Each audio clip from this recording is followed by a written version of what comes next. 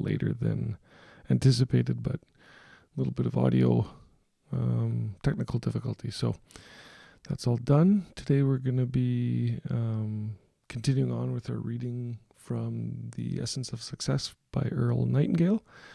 And this small little passage is called Sailing to a Port of Call.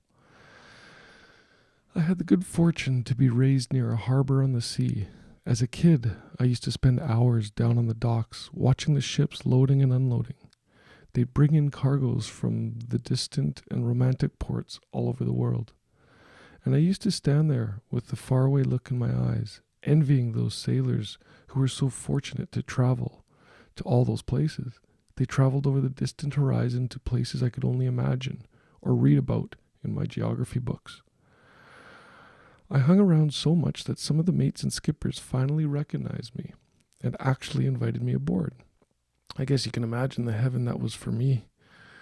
They'd take me from the engine room to the forecastle and finally to the place I liked best, the navigation bridge. The bridge had the best view, but it was much more than that. It was there that the ship was controlled and steered into all those distant places I dreamed of. Once I was even invited to lunch, and I didn't get over that for months. It's strange how something like that can have such an overwhelming fascination for a youngster and exert such an influence over his life.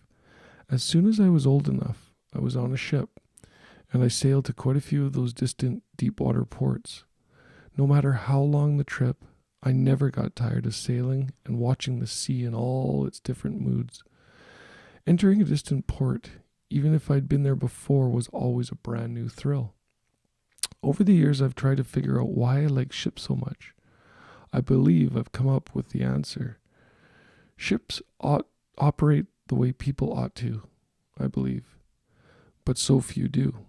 Maybe you've never given it much thought, but at any given moment, a ship has a direction. That is, either she's sailing to a predetermined port of call, or she's in port, getting ready to sail to another one. You can climb up to the navigation bridge of a big, far-sailing ship and ask the captain where he's going. He can tell you instantly and in one sentence. How many people do you know who can do the same thing? It seems that most people want so many different things, or at least they think they want them, that they're unable to focus their efforts, their minds, their hearts on anything specific. And all this leads to our doubt and confusion. They're like the guy who jumped on a horse and rode off in all directions at once. They don't recognize how vital it is to pick one port that's important, then sail to it, rest and refit for a little while, and then sail to another port. In not so many years, a person can set and reach his goals one by one until finally he has a tremendous pile of accomplishments in which he can take pride. He has all the things he wants just because he had sense enough to realize he could do well with only one thing at a time. There's another analogy that fits here, and maybe it makes the most important point of all. If a ship tied to a dock for some reason had no place to go, she would stay there until she fell apart from rust and disuse. A ship's engine isn't started until she has some place to go. Here again, it's the same with people. This is why it's so important that each of us has a port of call we want to reach, a goal, a place to get to that we feel will be better than the place in which we now find ourselves. If we don't, why, we might never cast off. We might never start our engines and know the thrill of sailing a chartered course to a place we can't see for fully 99% of the journey, but we know it's there. And we know that if we keep sailing towards it, we'll reach it.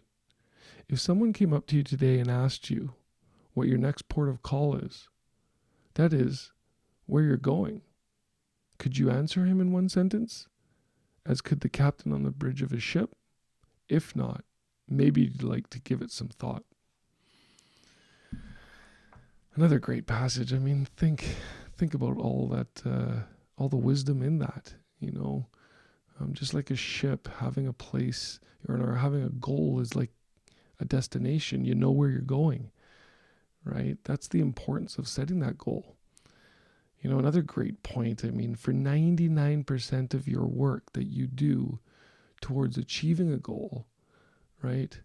You don't see that destination. The only place you can see the destination is in your imagination. That's why the goal has to be such a large, emotionally evoking goal, so that you will continue to persist in the journey to get there. It's a great little passage from Earl, and maybe it can help you understand a little bit more about, why goals are so important, how they allow you to, realize your dream life. Don't wait. Don't stop now. Set your destination. Take control of that ship. Don't leave it in the harbor. Don't let life, rust away and, and fall apart. It's just like a business. A lot of people talk about, business needs growth. Relationships need growth. Growth is movement. It's movement forward. It's evolution. It's going towards a destination. So, just like a ship, if you think about life in the same way, then, pick your next port of call, move towards it, realize it, and then don't stop. Look at the next port of call, and that way you get to see bit by bit, piece by piece, you get to realize your dream life.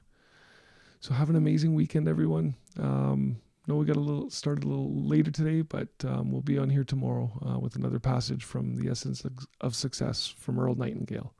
Take care, guys. Bye.